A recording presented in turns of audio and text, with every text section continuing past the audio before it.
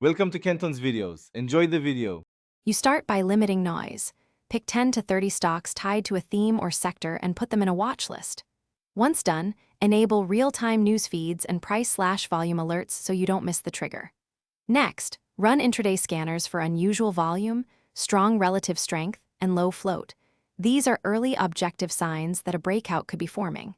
Make sure alerts push to your phone or desktop so you can act the moment conditions align. You next run targeted scans. Look for volume spikes greater than 2 times average and intraday price moves exceeding 3%. Then filter results by float under 50 million shares, RSI between 50 and 75, and a recent consolidation or base pattern. Once you have candidates, validate them by checking recent SEC filings, upcoming earnings or catalyst dates, and sector-level headlines. This step weeds out noise and confirms that the move is potentially fundamental or sentiment-driven, rather than random. You finalize with confirmation and execution. Only treat it as a breakout when the price closes above resistance on higher-than-average volume. Then size your position using a predefined risk percentage, place a stop-loss below the breakout base, and plan scaled profit targets.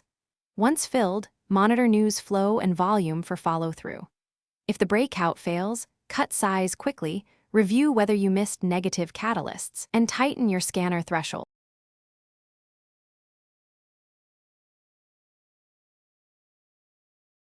Thanks for watching. Consider subscribing if we helped you.